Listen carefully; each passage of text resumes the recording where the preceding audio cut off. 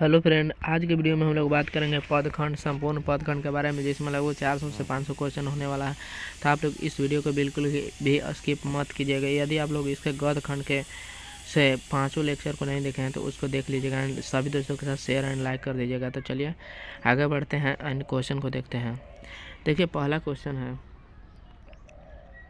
पहला चैप्टर है कड़बक। ओके, तो चलिए यहाँ से शुरू करते हैं। देखिए कि चित्ररेखा किस कवि की रचना है। चित्ररेखा किस कवि की रचना है? तो मलिक मोहम्मद जायसी जी की रचना है चित्ररेखा। ऑप्शन ए हो जाएगा। जायसी का जन्म स्थान है, जायसी जी का जन्म स्थान कहाँ है? तो जायस कब्र अमेठी। देखो, जायस में जन्म स्थान है, कब्र कहाँ है? अमेठी में। मलिक मोहम्मद जायसी की मृत्यु कब हुई थी? मलिक मोहम्मद जायसी की मृत्यु लगभग 1548 ईस्वी में हुआ था। मलिक मोहम्मद जायसी कवि हैं। मलिक मोहम्मद जायसी कवि हैं, प्रेम के पीर के कवि हैं। कड़बक के कवि कौन है? कड़बक के कवि मलिक मोहम्मद जायसी जी हैं। मलिक मोहम्मद जायसी की कविता कौन सी है? मलिक मोहम्मद जायसी की कविता कड़बक है। ऑप्शन बी हो जाएगा। मलिक मोहम्मद जायसी का जन्म कब हुआ था? मलिक मोहम्मद जायसी का जन्म 1492 ईस्वी में हुआ था। जायसी का जन्म किस प्रदेश में हुआ था? जायसी जी का जन्म उत्तर प्रदेश में हुआ था। जायसी किस तरह के कवि हैं? तो जायसी किस तरह के कवि हैं? तो सूफीवादी कवि हैं। जायसी के पिताजी का क्या नाम था? तो जायसी के पिताजी का नाम था शेख ममरेज। शेख ममरेज नाम था उनके पिता। जायसी थे, जायसी क्या थे? तो धनवान थे, पहलवान थे, तो फकीर थे। जायसी जी फकीर थे। जायसी हिंदी साहित्य की किस काव्य धारा से जुड़े थे? तो किस काव्य धारा से? प्रेम मार्गी शाखा से जुड़े हैं। जायसी की काव्य की भाषा कौन सी थी? जायसी जी की काव्य की भाषा कौन सी थी? तो अवधी थी। जायसी जी की काव्य की भाषा अवधी थी। जायसी के काव्य का मुख्य रस क्या है? जायसी के काव्य का मुख्य रस है श्रृंगार रस। जायसी ने रत्नसेन तथा पद्मावती की कथा को किस प्रकार जोड़ा है? तो किस रक्त की लेई द्वारा जोड़े हैं? ऑप्शन सी हो जाएगा। जायसी ने रत्नसेन और पद्मावती की कथा को किसके द्वारा सींचा है? तो अपनी आंसुओं के द्वारा सींचे हैं। Option A. निम्न में कौन सी कृति जायसी की नहीं है? जायसी की कृति नहीं है पद्मावत, अखरावट, चित्ररेखा, भक्तमाल। तो देखिए, पद्मावत, अखरावट और चित्ररेखा जायसी जी की रचना है और भक्तमाल उनकी रचना नहीं है, जायसी जी की रचना नहीं है। जायसी का काव्य किस प्रकार गंभीर एवं व्यापक है? तो किस प्रकार गंभीर एवं व्यापक है? तो समुद्र की भांति। जैसे समुद्र गंभीर और व्यापक होता है वैसे ही इनकी कविता है। आगे चलते हैं। इनमें से प्रेम का पीर के कवि कौन है? तो प्रेम के पीर के कवि कौन है? तो जायसी जी हैं प्रेम के पीर के कवि। ऑप्शन ए हो जाएगा। वेरी वेरी इंपॉर्टेंट क्वेश्चन है। कड़बक कहाँ से लिया गया था? कड़बक कहाँ से लिया गया था? कड़बक पद्मावत से लिया गया। ऑप्शन डी हो जाएगा। कड़बक के रचयिता कौन है? कड़बक के रचयिता कौन है? तो जायसी जी हैं कड़बक के रचयिता। जायसी रचित पद्मावत की भाषा क्या है? जायसी रचित पद्मावत की भाषा अवधी है। अवधी है। जायसी रचित पद्मावत की भाषा अवधी। मलिक मोहम्मद जायसी किस परंपरा के कवि हैं? तो किस परंपरा के कवि हैं? तो प्रेमाख्यात ख्यानक काव्य परंपरा के। जायसी ने अपनी आँख की उपमा किससे की है? किससे की है? तो कमल से, दर्पण से किए हैं आँख की तुलना अपनी दर्पण से। मलिक मोहम्मद जायसी किस शाखा के कवि हैं? तब प्रेम मार्गी शाखा के कवि हैं मलिक मोहम्मद जायसी। कौन सी कृति जायसी की नहीं है? तो कौन सी कृति जायसी की नहीं? तो मृगावती जायसी। जैसे पद्मावत, आखिरी कलाम और अखरावट किसकी रचना है? तो जायसी जी की है। पद्मावत किसकी रचना है? पद्मावत किसकी रचना है? तो जायसी जी की है। ऑप्शन सी हो जाएगा। आगे चलते हैं, दूसरा चैप्टर आ गया। अब दूसरा चैप्टर में हिंदी साहित्य का सूर्य किसे कहा जाता है? तो हिंदी साहित्य का सूर्य किसे कहा जाता है? सूरदास जी को कहा जाता है हिंदी साहित्य का सूर्य। रा भक्ति गो खरिकानी में छपरा हित धाई, यह पंक्ति किस शीर्षक से है? किस शीर्षक से है? तो सूरदास के पद से है। सत्संग में किनकी अभिरुचि थी? तो सत्संग में किनकी अभिरुचि थी? तो सूरदास की अभिरुचि थी। सत्संग में सूरदास की अभिरुचि थी। कृष्ण भक्त माल शाखा के कैसे के कवि हैं? कृष्ण भक्ति शाखा के कवि हैं। कृष्ण भक्ति शाखा के कवि कौन है? तो सूरदास जी हैं कृष्ण भक्ति शाखा के कवि। सूरदास की कौन सी रचना है? तो कौन सी रचना है सूरदास की? तो सूर सागर। Option D. सूरदास किस भक्ति के कवि हैं? सूरदास किस भक्ति के कवि हैं? तो कृष्ण भक्ति के कवि हैं सूरदास। सूरदास किस भाषा के प्रसिद्ध कवि हैं? तो किस भाषा के? ब्रज भाषा के सूरदास प्रसिद्ध कवि हैं। वात्सल्य के विश्व में अद्वितीय कवि कौन है? वात्सल्य के विश्व में सबसे मतलब कि अद्वितीय, जिसका कोई भी तुलना न हो, कौन है? तो वात्सल्य रस की कौन है? तो सूरदास जी। सूरदास किस धारा के कवि हैं? तो कृष्ण धारा के कवि हैं। तो कृष्णाश्रयी हैं, कृष्ण भगवान के भक्ति में लीन थे सूरदास। आगे चलते हैं।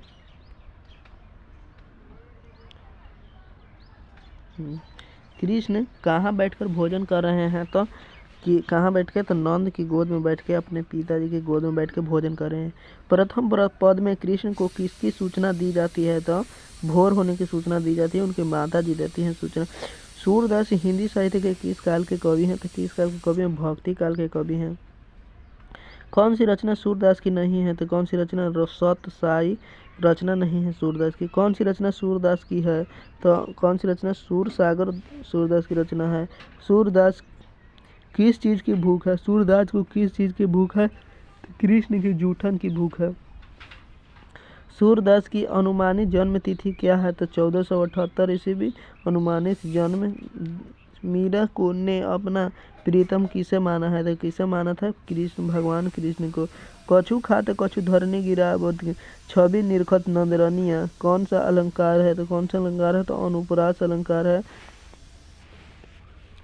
कंवल कुसुम फूलो नर नारी सूर श्याम में कौन सा अलंकार है, सूर श्याम में कौन सा अलंकार, तो अनुप्रयास अलंकार है। यहाँ पे भी साहित्य लहरी किसकी रचना है, साहित्य लहरी सूरदास की रचना है।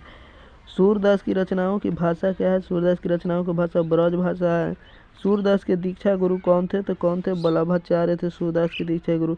सूरदास किस मार्ग के में दीक्षित हुए हैं, तो पुष्टि मार्ग में दीक्षित हुए हैं। वल्लभाचार्य से मिलने के पूर्व सूर किस भाव के पद गाते थे, किस भाव के पद गाते थे, दैन्य भाव के पद गाते थे। सूर सागर किसकी रचना है, सूर सागर सूरदास की रचना है। आचार्य रामचंद्र शुक्ल को सूर सागर परिसीमित लगा क्योंकि वह क्या था, तो गीति काव्य है, क्योंकि वह गीति काव्य है। राधा रसखेली किसकी रचना है, तो सूरदास की रचना है राधा रसखेली।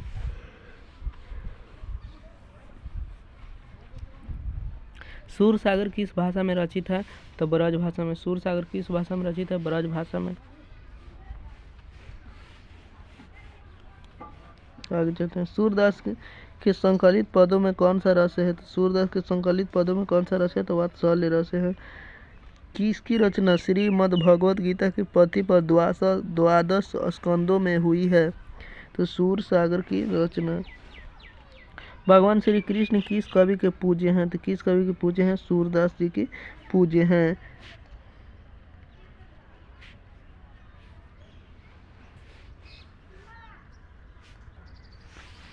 आगे चलते हैं। तुलसीदास के रचित है। बरवे रामायण किनकी रचना है, तो बरवे रामायण तुलसीदास जी की रचना है। काशी में कितने वर्ष रहकर तुलसीदास विद्या अध्ययन किए थे, तो कितने वर्ष, 15 वर्षों तक रहकर। तुलसीदास ने अपने युग की किन दो साहित्यिक भाषाओं को अपनाया, तो अवधी और ब्रज को अपनाया।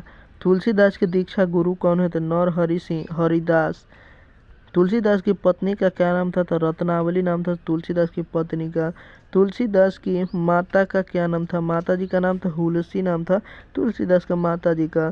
तुलसीदास का जन्म कब हुआ था, तुलसीदास का जन्म हुआ था 1543 ईस्वी में। तुलसीदास का जन्म किस प्रदेश में हुआ था, तुलसीदास का जन्म उत्तर प्रदेश में हुआ था। रामचरितमानस किसकी रचना है, तो तुलसीदास जी की रचना है। तुलसीदास किस शाखा के कवि हैं, तो राम मार्गी के हैं कवि। सूरदास किस भाषा के, तो किस शाखा के, तो प्रेम मार्गी के। ओके। गीतावली किसकी रचना है, तो गीतावली रचना है तुलसीदास की रचना है। तुलसीदास को किस चीज़ की भूख है, तो किस चीज़ की, भक्ति की भूख है। गोस्वामी तुलसीदास हिंदी के कैसे महाकवि हैं, तो जातीय महाकवि हैं। तुलसीदास ने प्रथम पद में किसकी स्तुति की है, तो सीता माता जी की स्तुति प्रथम पद में किए हैं। तुलसीदास के दोनों पदों में किस रस की व्यंजना हुई है, तो भक्ति रस की व्यंजना हुई है दोनों पदों में। आगे चलते हैं।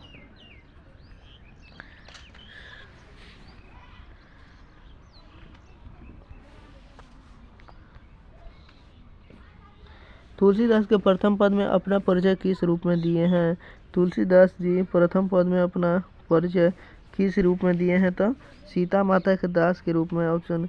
और अब कब टुंक अम्ब अवसर पाई।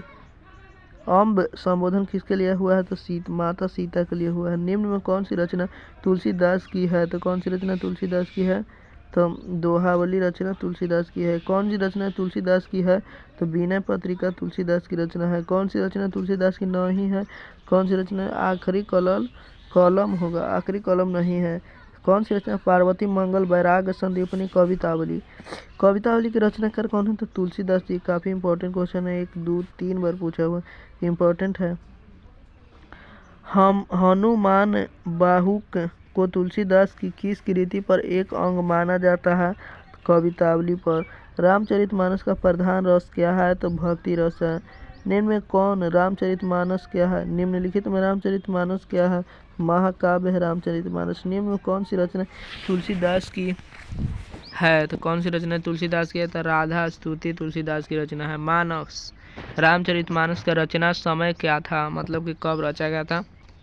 सनमत 1631 ईस्वी में। रामचरितमानस की भाषा क्या है? तो अवधी है रामचरितमानस की भाषा।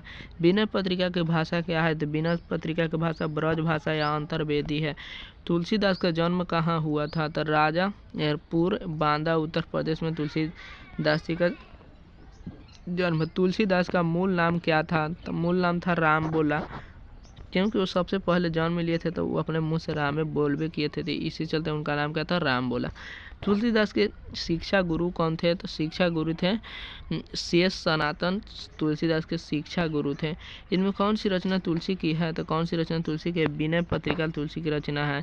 कौन सी कृति तुलसी की रचित है? तो कौन सी रचना तुलसी की रचित? रामचरितमानस तुलसी की रचित है। कौन सी कृति तुलसीदास द्वारा रचित नहीं है? तो कौन सी? पंचवटी तुलसीदास द्वारा रचित नहीं है। देखो कौन कौन से? वैराग्य संदीपनी, वैरवै रामायण, जानकी मंगल। आगे चलते हैं।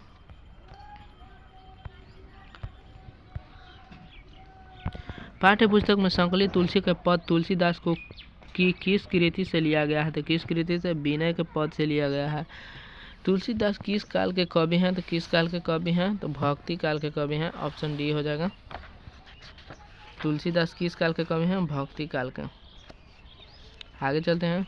हनुमान वाहक रचना कितने छंदों में है? कितने छंदों में? 44 छंदों में है हनुमान वाहक रचना।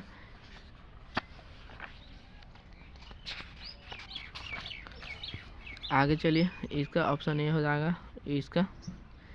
तुलसी किस काल के कवि हैं? तो किस काल के कवि हैं? भक्त काल के कवि हैं। आगे चलते हैं। आगे चौथा चैप्टर। नाभादास का काव्य रचना क्षेत्र था। तो नाभादास का काव्य रचना क्षेत्र क्या था? वृंदावन।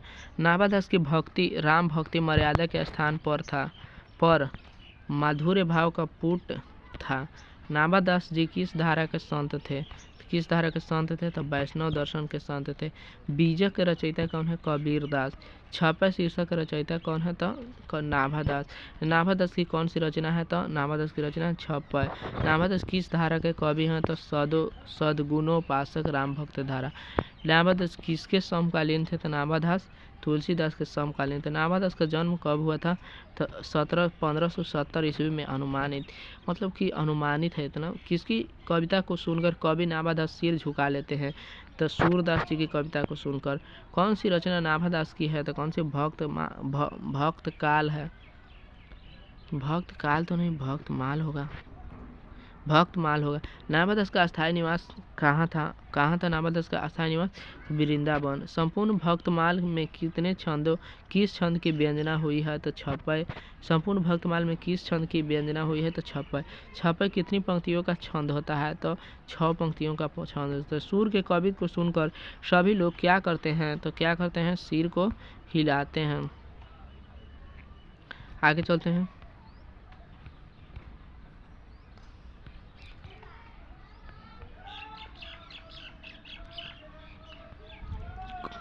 सूर कवि सुनी कौन कवि में कौन सा अलंकार है? कौन सा अलंकार? तो अनुप्रास अलंकार है। कबीर किसमें भेद नहीं करते हैं? हिंदू मुसलमान में भेद नहीं करते हैं।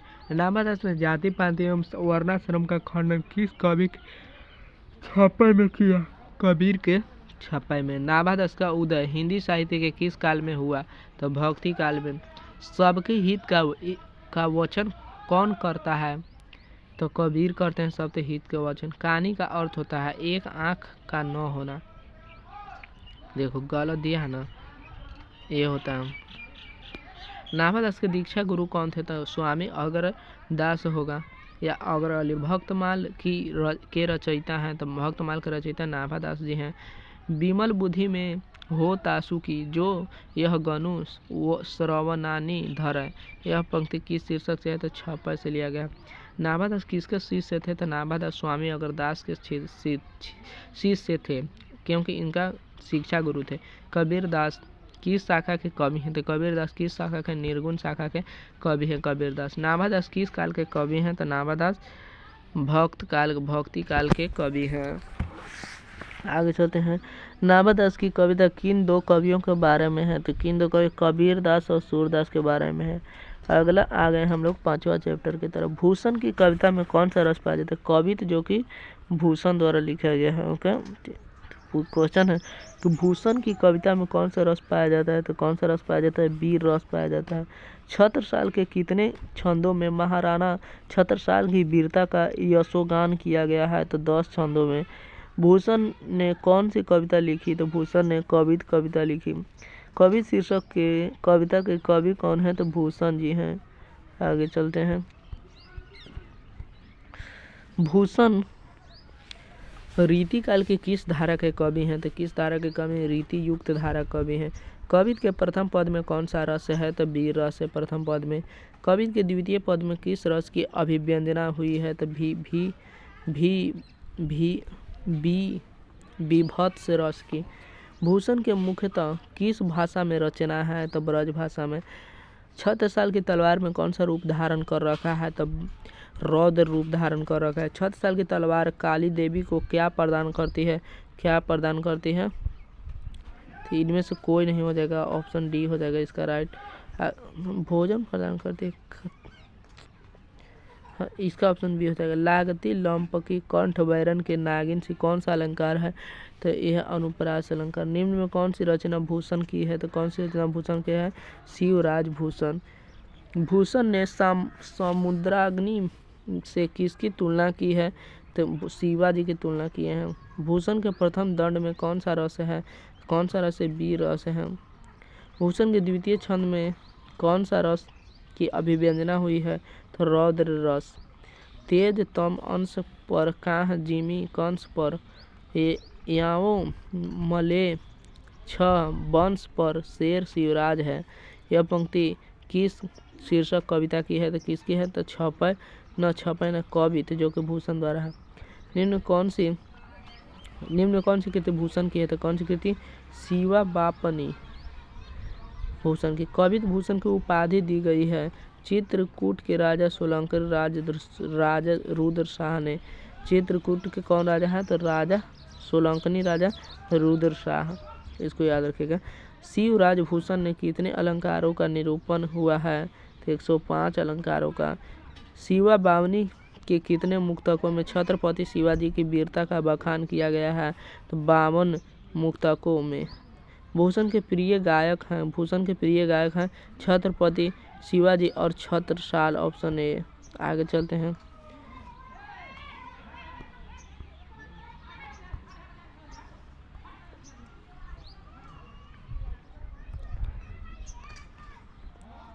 शिवाजी के पुत्र का नाम था साहू जी नाम था। शिवा बावनी के में कितने मुक्तक हैं, शिवा बावनी में 52 मुक्तक हैं।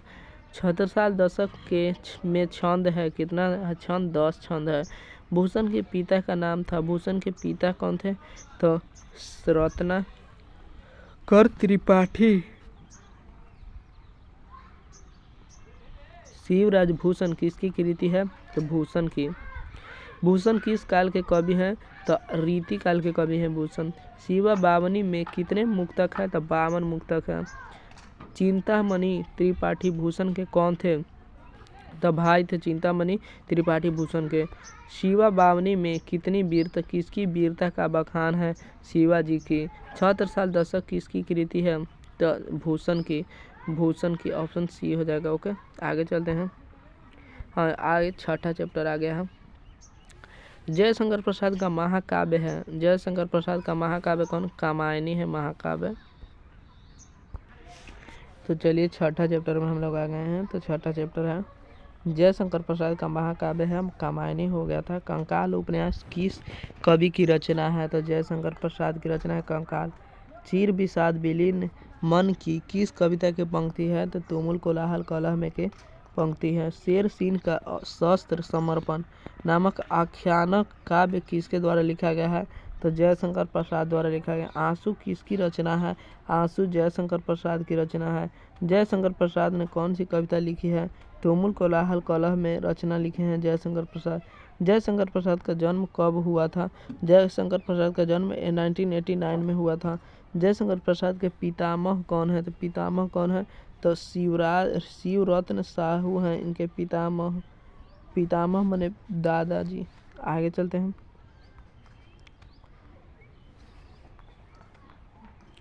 जयशंकर प्रसाद कितने वर्ष की अवस्था में पितृविहीन हुए? पितृविहीन कितने वर्ष की अवस्था में हो गए थे? तो जयशंकर प्रसाद ने पितृविहीन कितनी वर्ष की अवस्था में हो गए थे?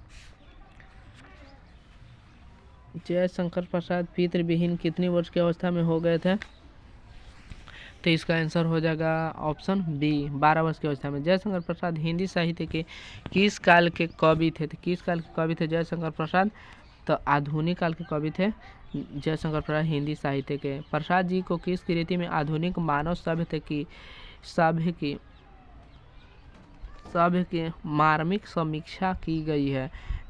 मार्मिक समीक्षा की गई तो कामायनी में की गई है। कामायनी प्रसाद जी की किस प्रकार की कृति है?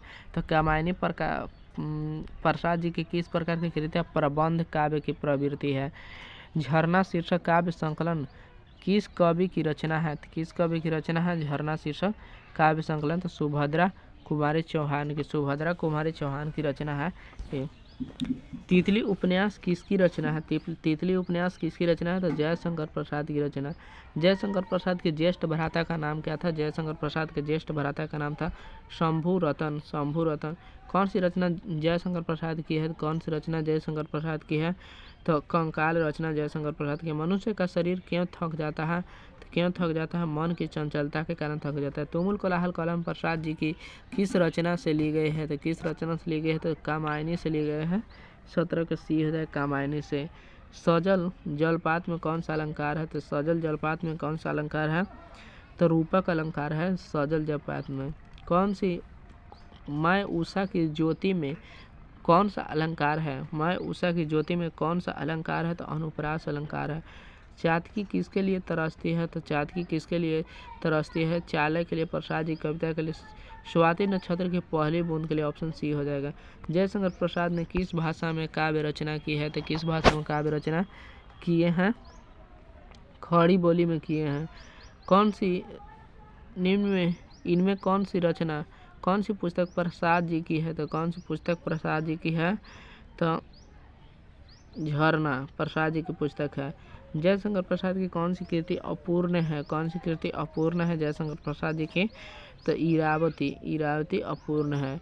प्रसाद रचित महाकाव्य का नाम क्या है? तो महाकाव्य का नाम है कामायनी नाम है। ओके, आगे चलते हैं।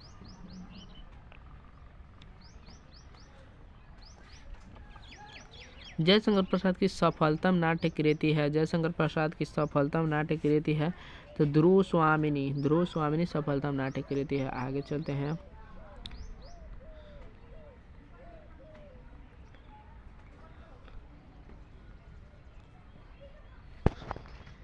जयशंकर प्रसाद किस वाद के कवि थे? तो किस वाद के कवि थे? तो छायावाद के कवि थे। प्रसाद जी के पिता का नाम क्या था? तो देवी प्रसाद साहू पिता का नाम था और पितामह शिवरत्न साहू थे। ओके, प्रसाद जी का जन्म कहाँ हुआ था? तो वाराणसी में हुआ था। कंकाल क्या है? तो कंकाल उपन्यास है। ध्रुव स्वामिनी कैसी कृति है? तो नाटक है ध्रुव स्वामिनी। देवी प्रसाद साहू जयशंकर प्रसाद के कौन थे? देवी प्रसाद साहू कौन थे? पिताजी थे। Option C. आप देवरत्न साहू थे पितामह। तुमुल कोलाहल कलह में शीर्षक कविता के रचयिता कौन है? तुमुल कोलाहल कलह में कविता का रचयिता जयशंकर प्रसाद है। कामायनी के रचयिता कौन है? तो जयशंकर प्रसाद। आगे चलते हैं। आगे 7वां चैप्टर है पुत्र वियोग, जिसको लिखे हैं सुभद्रा कुमारी चौहान। मैं असहाय विवश बैठी ही रह उठ गई छौना मेरा। यह पंक्ति किस कविता से है? पुत्र वियोग से है। पुत्र वियोग शीर्षक कविता किसकी रचना है? सुभद्रा कुमारी चौहान की। सुभद्रा कुमारी चौहान का जन्म कहाँ हुआ था? सुभद्रा कुमारी चौहान का जन्म इलाहाबाद में हुआ था। सुभद्रा कुमारी चौहान किस पार्टी का एमएलए चुना गया था? सुभद्रा कुमारी चौहान को तो कांग्रेस का एमएलए चुना गया था। सुभद्रा कुमारी चौहान किस वर्ग की कवित्री माने जाते हैं? तो राष्ट्रीय भावधारा के कवित्री माने जाते हैं।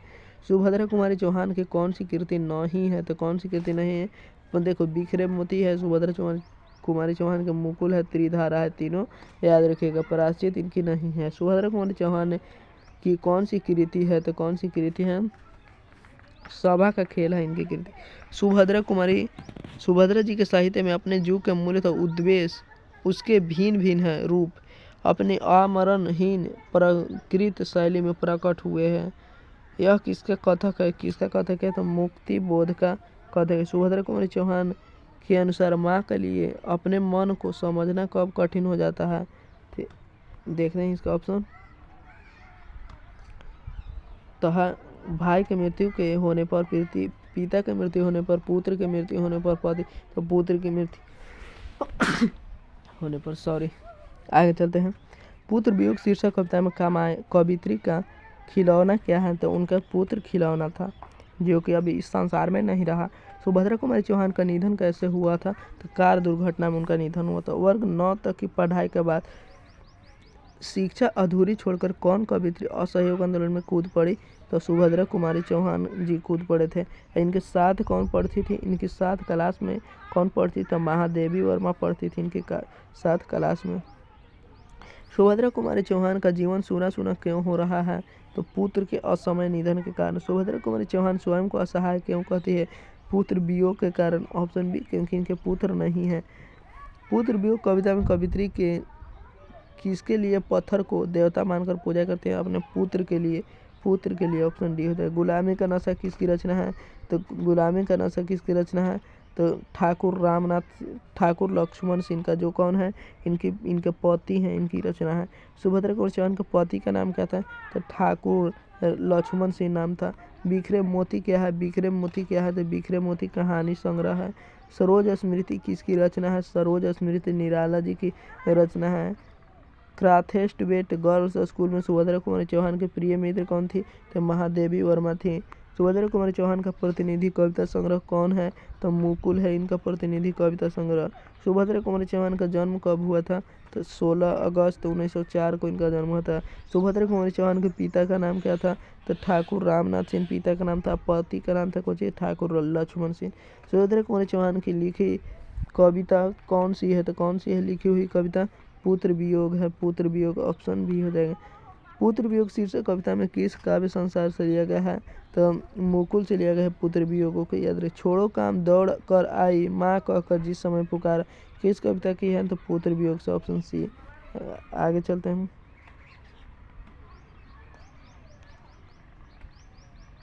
पुत्र वियोग किसकी रचना है? तो सुभद्रा कुमारी चौहान, ऑप्शन ए हो जाएगा। अब 8वां चैप्टर पर हम लोग आ गए हैं। आप लोग थोड़ी सी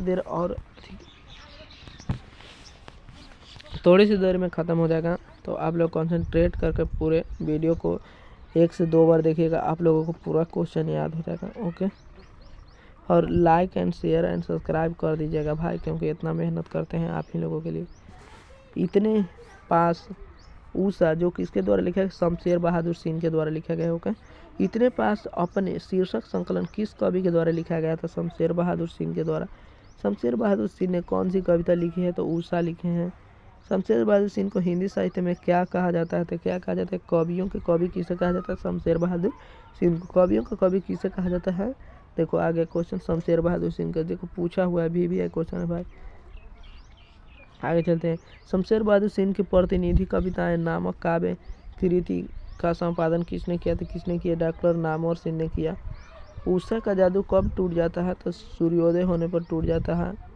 शमशेर बहादुर सिंह ने किस कोश का संपादन किया? तो उर्दू हिंदी कोश के संपादन के। शमशेर बहादुर सिंह किस साहित्यकार के समकालीन थे? तो नागार्जुन के समकालीन थे। शमशेर बहादुर सिंह की रचना किस सप्तक में आनी शुरू हुई थी? तो किस सप्तक में आनी शुरू हुई थी? तो दूसरा सप्तक में आनी शुरू हुई थी। शमशेर बहादुर सिंह ने सोवियत रूस की यात्रा कभी? तो 1978 ईस्वी में सोवियत रूस की यात्रा किए थे। शमशेर बहादुर सिंह की कौन सी रचना है? तो कौन सी रचना है? उदिता इनकी रचना है। शमशेर बहादुर सिंह ने 1978 में किस देश की यात्रा की? तो सोवियत रूस की। शमशेर बहादुर सिंह ने किस स्थान से बीए किया? तो किस इलाहाबाद से बीए किए थे। शमशेर बहादुर सिंह का संबंध किस विश्वविद्यालय से रहा है? तो विक्रम विश्वविद्यालय उज्जैन से। उषा कविता में प्रातः काल को किसके समान बताया गया है? तो नीले संग के समान बताया गया है। प्रकृति वर्णन से संबंधित कविता है तो उषा। आगे चलते हैं। दूसरा सप्तक का संपादन कब हुआ था? तो 1957 ईस्वी में दूसरा सप्तक का संपादन। शमशेर बहादुर सिंह का जन्म हुआ था, कब हुआ था शमशेर बहादुर सिंह का जन्म? 13 जनवरी 1911 ईस्वी को। शमशेर बहादुर सिंह की पत्नी का नाम क्या था? तो धर्म देवी नाम था इनकी पत्नी के। कौन सी कृति शमशेर बहादुर सिंह की है?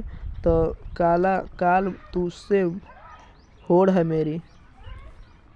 नीले जल में देखो, नील जल में या किसी गौर झिलझिलाती देह जैसे हिल रहा है। यह पंक्ति किस कविता से है? तो किस कविता से? उषा से। नीले जल में स्त्री की गौर झिलझिलाती हुई जैसे देह हिल रहा हो, किस कविता से लिया गया है? तो उषा से। शमशेर बहादुर सिंह की रचना निम्न में कौन है? तो कौन सी रचना है?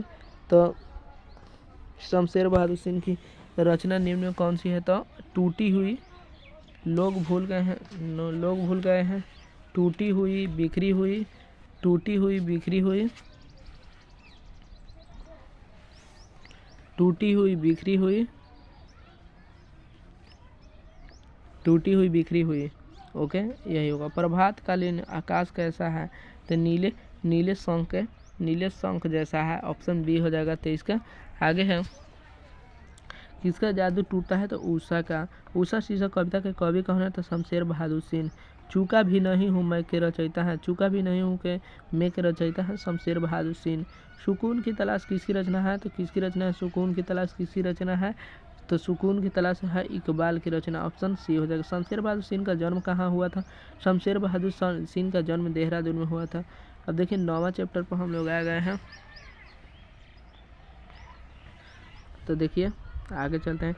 मुक्ति बोध जन जन का चेहरा किसके द्वारा लिखा है? जन जन का चेहरा एक किसके द्वारा लिखा है? मुक्ति बोध के द्वारा। चलिए, मुक्ति बोध का जन्म स्थल कहाँ है? तो मुक्ति बोध का जन्म स्थल है श्योपुर में। मुक्ति बोध का जन्म स्थल। हिंदी साहित्य में गजानन माधव मुक्ति बोध का उदय कैसे कवि के रूप में हुआ है? कैसे कवि के रूप में हुआ है? तो प्रयोगवादी कवि के रूप में हुआ है। काट का सपना किसके द्वारा लिखी गई है? काट का सपना किसके द्वारा लिखी गई? तो ये गजानन माधव मुक्ति बोध के द्वारा लिखा गया। जन जन का चेहरा एक शीर्षक कविता किसकी रचना है? तो गजानन माधव मुक्ति बोध का। गजानन माधव मुक्ति बोध कहाँ जन्म कहाँ हुआ था? गजानन माधव मुक्ति बोध का जन्म कहाँ हुआ था? तो छत्तीसगढ़ में हुआ था।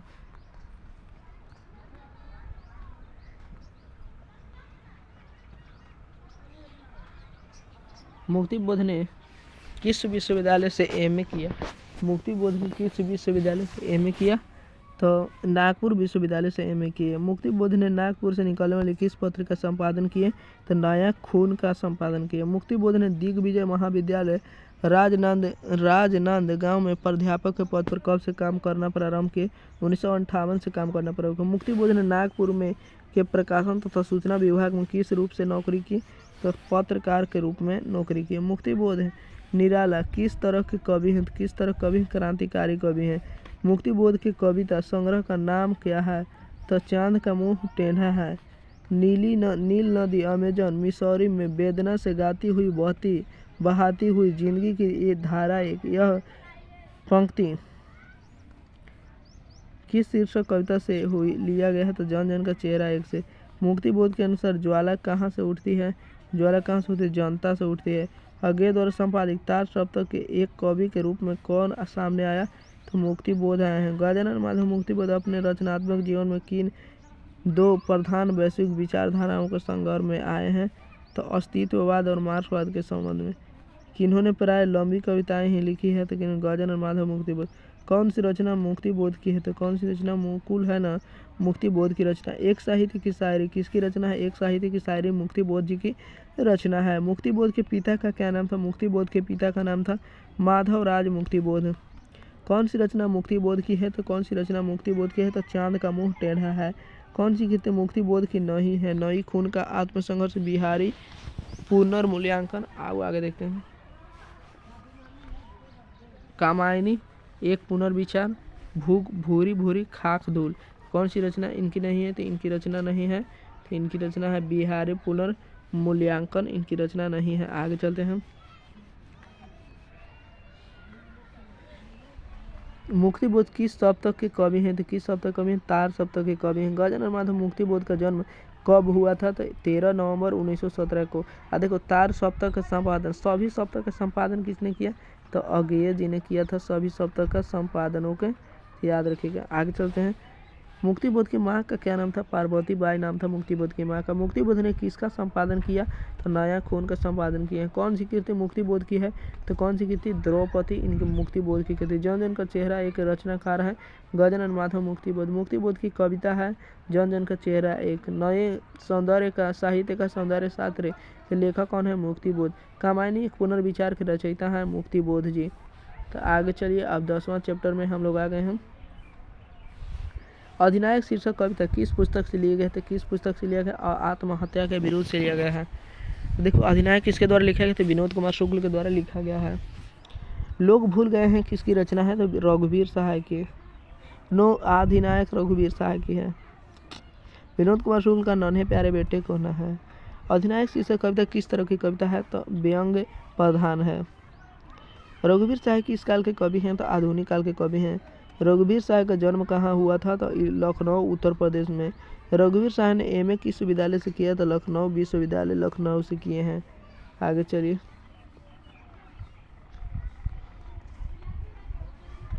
अधिनायक कौन है? अधिनायक कौन है? तो सत्ताधारी वर्ग है अधिनायक।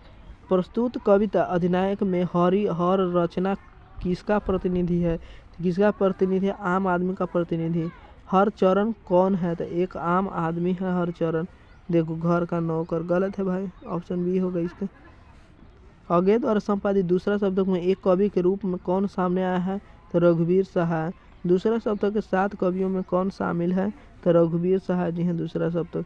अधिनायक शीर्षक कविता के किस व्यंग पर है? किस व्यंग पर? समकालीन राजनीति पर। रघुवीर सहाय किस शब्दक में एक कवि के रूप में सामने आए हैं? तो दूसरा शब्दक में आए हैं। लिखने का कारण शीर्षक निबंध किस लेखक की रचना है? तो रघुवीर सहाय की रचना। राष्ट्रीय उत्सव त्योहार के दिन हरचरना क्या पहने हुए है? फटा कुर्ता, फटा धोती, फटा पैजामा, फटा सुनथा। ऑप्शन डी होगा। निम्नलिखित में कौन सी रचना रघुवीर सहाय की है? तो कौन सी रचना रघुवीर सहाय की? वे लोग भूल गए हैं। रघुवीर सहाय नई दिल्ली से निकलने वाले किस अखबार के विशेष संपादक थे? तो नव भारत टाइम्स के। रघुवीर सहाय किस समाचार पत्र के साप्ताहिक के प्रधान संपादक थे? तो दिनमान के। दिल्ली मेरा प्रदेश है क्या है? तो दिल्ली मेरा प्रदेश निबंध है। आत्महत्या के विरुद्ध क्या है? आत्महत्या के विरुद्ध है कविता है आत्महत्या के विरुद्ध। रघुवीर सहाय का जन्म कब हुआ था? रघुवीर सहाय का जन्म 9 दिसंबर 1929 को हुआ था। रघुवीर सहाय के पिताजी का क्या नाम था? रघुवीर सहाय के पिताजी का नाम हरदेव सहाय था। रघुवीर सहाय का जन्म स्थल कौन सा है? तो रघुवीर सहाय का जन्म स्थल लखनऊ है। कौन सी कृति रघुवीर सहाय की है? तो कौन सी कृति? सीढ़ियों पर धूप में रघुवीर सहाय की रचना है। आगे चलते हैं। अधिनायक रचयिता है। अधिनायक रचयिता कौन? तो रघुवीर सहाय है अधिनायक रचयिता। रघुवीर सहाय है अधिनायक के रचयिता। हंसो हंसो जल्दी हंसो के कवि कौन है? हंसो हंसो जल्दी हंसो के कवि हैं रघुवीर सहाय। ऑप्शन ए हो जाएगा। रघुवीर सहाय किस के प्रधान संपादक वादक थे? किसके? कुछ पत्ते, कुछ चिट्ठियाँ के प्रधान संपादक वादक, गलत है। ये 28वां क्वेश्चन है। तो दिनमान के प्रधान संपादक थे। रघुवीर सहाय किस कृति के रचनाकार हैं? तो किस कृति के रचनाकार हैं? हाँ तो ये सही है, कुछ पत्ते कुछ चिट्ठियाँ के। रघुवीर सहाय किस सदी के रचनाकार हैं? तो किस सदी के रचनाकार हैं? तो 20वीं सदी के रचनाकार हैं। आगे आ जाए। प्यारे नन्हे बेटे को किसकी रचना है? तो ये रचना है विनोद कुमार शुक्ल का। विनोद कुमार शुक्ल का निवास स्थान कहाँ है? तो रायपुर छत्तीसगढ़ है। विनोद कुमार शुक्ल ने कौन सी कविता लिखी है? प्यारे नन्हे बेटे को लिखे हैं। रघुवीर सहाय स्मृति विनोद कुमार शुक्ल को कब प्राप्त हुआ था? तो कब प्राप्त हुआ था? तो 1990 में प्राप्त हुआ था। 1990। 1999 में विनोद कुमार शुक्ल को कौन सा पुरस्कार प्रदान किया गया था? तो साहित्य अकादमी पुरस्कार। इनमें से कोई न दयामती कवि से वो रघुवीर सहाय। तो कौन सी पुरस्कार प्रदान किया गया था? तो साहित्य अकादमी पुरस्कार प्रदान किया गया था। Option C. विनोद कुमार शुक्ल का पहला कविता संग्रह लघु जय हिंद का पहचान सीरीज के अंतर्गत कब प्रकाशित हुआ? तो 1971 ईस्वी में प्रदान हुआ। विनोद कुमार शुक्ल विश्वविद्यालय में एसोसिएट प्रोफेसर रहे थे। कब? इंदिरा गांधी किस में? तो इंदिरा गांधी कृषि विश्वविद्यालय में। विनोद कुमार शुक्ल का पहला कविता संग्रह कौन सा है? तो लगभग जय हिंद है। प्यारे नन्हे बेटे को कविता किस शैली में लिखी गई है?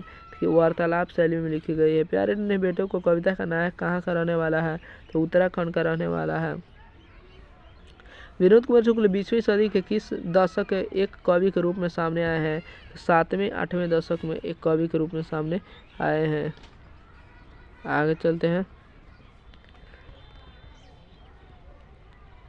विनोद कुमार शुक्ल की रचना महाविद्यालय साहित्य की किस विधा का संग्रह है? तो कहानी संग्रह है महाविद्यालय। कौन सा उपन्यास विनोद कुमार शुक्ल द्वारा लिखा गया है?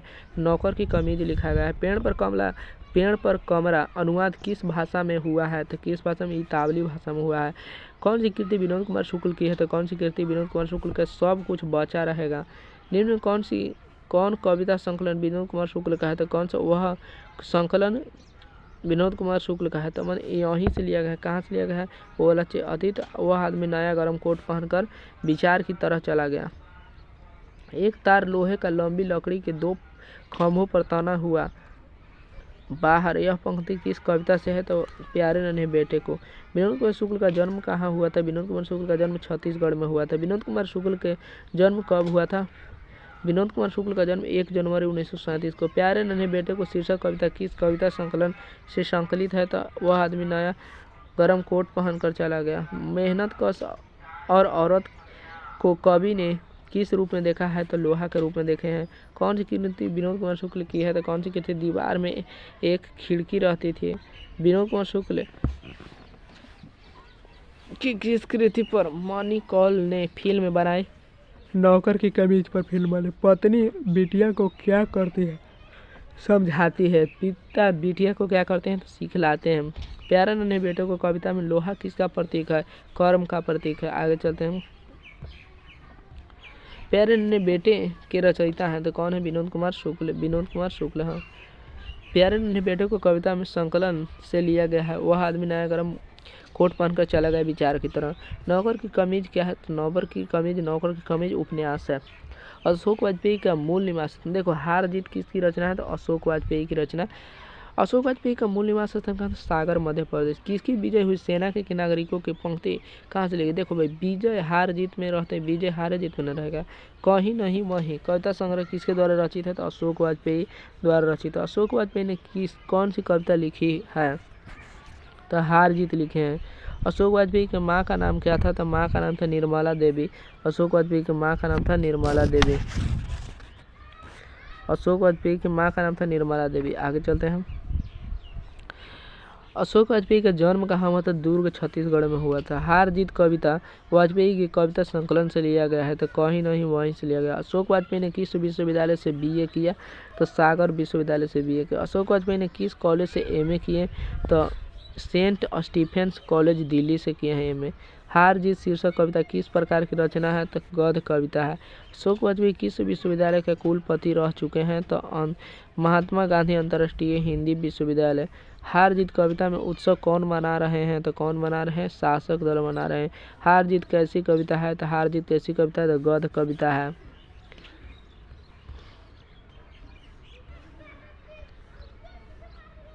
सर्कस का प्रकाश बुलावा शहर से कितनी दूर से आने वाला है? तो 10 कोस से आने वाला है। संशयात्मक किसकी कृति है? संशयात्मक ज्ञानेंद्र पति की है। दूध डूबे अंगूठे के छाप किनके हैं? तो बूढ़े ग्वाला दादा के हैं। ज्ञानेंद्र पति का काव्य नाटक है तो क्या है? तो एक चक्रा नगरी। ज्ञानेंद्र पति का जन्म कब हुआ था? 1 जनवरी 1950 को। ज्ञानेंद्र पति को साहित्य अकादमी पुरस्कार किस कृति पर मिला था? किस कृति पर मिला था? आँख हाथ बनते हुए संशयात्मक पर मिलता। गाँव का घर कविता के कवि कौन है? तो ज्ञानेंद्र पति। गाँव का घर किस कविता संग्रह से लिया गया है? तो संशयात्मक से लिया गया गाँव का घर। ज्ञानेंद्र पति को किस कृति पर साहित्य अकादमी पुरस्कार प्राप्त हुआ? तो संशयात्मक पर मिला। ज्ञानेंद्र पति का जन्म कहाँ हुआ था? तो झारखंड में होता है। कवि ने कहा क्या है? कवि ने कहा क्या है? कविता संग्रह है। ओके अब क्वेश्चन बच रहा है क्या? अरे अभी तो हम गांव का घर वाला करवा दिए, सॉरी। हार जीत कविता में किसका प्रश्न उठाया गया? तो हार जीत का, हार का, ऑप्शन बी हार का। अशोक वाजपेयी ने जी कहाँ रहकर स्वतंत्र लेखन किए? तो दिल्ली रहकर। कौन सी रचना अशोक वाजपेयी की है? तो कौन सी रचना? उम्मीद का दूसरा नाम अशोक वाजपेयी की है। एक पतंग अनंत में किसकी रचना है? तो अशोक वाजपेयी की। कौन सा काव्य संग्रह अशोक वाजपेयी द्वारा रचित नहीं है? तो गंगा तट अशोक वाजपेयी द्वारा रचित नहीं है। तत्पुरुष किसकी रचना है? अशोक वाजपेयी जी की रचना। इबादत से गिरी मात्राएं शीर्षक कविता संग्रह किसकी रचना है? तो अशोक वाजपेयी की रचना। वे उत्सव मना रहे हैं, इसमें वे कौन है? तो नागरिक हैं वे। मशक वाला क्या कर रहा है? तो सड़क सींच रहा है मशक वाला। अशोक वाजपेयी का जन्म कब हुआ था? अशोक वाजपेयी का जन्म 16 जनवरी 1941 को हुआ था। अशोक वाजपेयी के पिता का नाम क्या था? तो परमानंद वाजपेयी नाम था अशोक वाजपेयी के पिताजी का। कौन सी कृति अशोक वाजपेयी की नहीं है? तो कौन सी कृति अशोक वाजपेयी की नहीं? कोणार्क नहीं है। कौन सी कृति अशोक वाजपेयी की है? तो कवि कह गया अशोक वाजपेयी की है। हार जीत कविता का रचयिता कौन है? तो अशोक वाजपेयी है हार जीत कविता का रचयिता। अशोक वाजपेयी ने किस पत्रिका का संपादन किया? तो पूर्व ग्रह के संपादन के। घर में डूबता आकाश किसकी रचना है? तो अशोक वाजपेयी जी का रचना है। अशोक वाजपेयी के किस काल के कवि हैं? तो आधुनिक काल के कवि हैं। हम लोगों का ख़त्म हो चुका है 12 चैप्टर, हम लोग लास्ट चैप्टर में आ चुके हैं।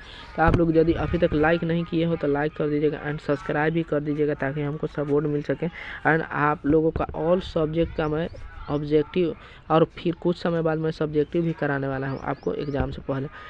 ज्ञानेंद्र पति किस प्रशासनिक पद पर थे? तो ज्ञानेंद्र पति किस प्रशासनिक पद पर थे? तो काराधीक्षक के पद पर थे। पंचायती राज में क्या खो गया है? तो पंच परमेश्वर खो गया पंचायती राज में। ज्ञानेंद्र पति बिहार लोक सेवा द्वारा चयनित होकर किस पद पर प्रतिस्थापित हुए थे? किस पद पर? तो काराधीक्षक पद पर। ज्ञानेंद्र पति ने कौन सी कविता लिखी है? ज्ञानेंद्र पति ने कौन सी कविता लिखी है? तो गाँव का घर। ज्ञानेंद्र पति किस काल के कवि हैं? तो किस काल के कवि हैं? ज्ञानेंद्र पति किस काल के कवि हैं? आधुनिक काल के कवि हैं। ज्ञानेंद्र पति 20वीं सदी के किस दशक में उदित हुए थे? किस दशक में उदित हुए थे? 8वें दशक में उदित हुए थे। ज्ञानेंद्र पति के पति का नाम ज्ञानेंद्र पति के पति का क्या नाम था? ज्ञानेंद्र पति के पति का क्या नाम था? तो देवेंद्र प्रसाद चौबे नाम था। ज्ञानेंद्र पति बीए तथा अंग्रेजी में एमए किस विश्वविद्यालय से किए हैं? किस विश्वविद्यालय से किए हैं? तो पटना विश्वविद्यालय पटना से। ज्ञानेंद्र पति ने हिंदी में एमए किस विश्वविद्यालय से किए? किस विश्वविद्यालय से किए हिंदी में एमए? तो बिहार विश्वविद्यालय मुजफ्फरपुर से। ज्ञानेंद्र पति को उनकी किस रचना के लिए 2006 में साहित्य अकादमी प्रदान किया गया? तो किस रचना के लिए प्रदान किया गया साहित्य अकादमी? संत से आत्मा के लिए। गाँव में अब किसकी धुनें सुनाई नहीं पड़ती है? लोकगीतों के, ऑप्शन सी। ज्ञानेंद्र पति की रचना एक चक्रा नगरी क्या है? तो एक चक्रा नगरी काव्य नाटक है। कौन सी रचना ज्ञानेंद्र पति की नहीं है? तो कौन सी रचना? थोड़ी सी जगह। कौन सी रचना? थोड़ी सी जगह जो रचना है ना ज्ञानेंद्र पति की नहीं है। संस्यात्मा भिनसार और कवि ने कहा किसकी रचना है? ज्ञानेंद्र पति। कौन सी रचना ज्ञानेंद्र पति की है? तो गंगा तट ज्ञानेंद्र पति की रचना है। आँख हाथ बनते हुए कविता किस कवि की रचना है? ज्ञानेंद्र पति की। गाँव के घर के भीतर आने से पहले किसे खाकर आना पड़ता था? तो बुजुर्गों को। तो हम लोगों का ये चैप्टर मतलब कि पूरा फिनिश हो चुका है। मतलब इसमें लगभग 400 से प्लस क्वेश्चन। आप लोग मतलब कि कितना समय लगा होगा हम लोगों का? लगभग 50 से 1 घंटा। मान लीजिए कि 1 घंटा हम लोगों का समय लगा। ये आप लोगों को वेस्ट नहीं हुआ होगा, या आप लोग इस वीडियो में निकाल लिए होंगे इसको। जितना मतलब 1 घंटा में 400 क्वेश्चन समझ रहे हो, 1 घंटा में 400 क्वेश्चन नहीं हो सकता भाई, लेकिन मैंने इतना जल्दी करवा दिया। और आप लोग इसको पूरे कंसंट्रेशन के साथ 1 बार से 2 बार इस वीडियो को देख लीजिएगा, 2 बार कम से कम, तो आप लोगों को ये पूरा क्लियर हो जाएगा। ओके, एंड इस चैनल को सब्सक्राइब कर दीजिएगा। जल्दी हम लोगों का 1K कीजिए। मैं सभी का सब्जेक्टिव भी लाने वाला हूँ, सभी चैप्टर का, जैसे ही साइंस का भी, ऑल का। ओके, तो आप लोग इस वीडियो को ज़्यादा से ज़्यादा लाइक एंड शेयर कर दीजिएगा, दोस्तों के साथ शेयर कीजिएगा। Thank you so much.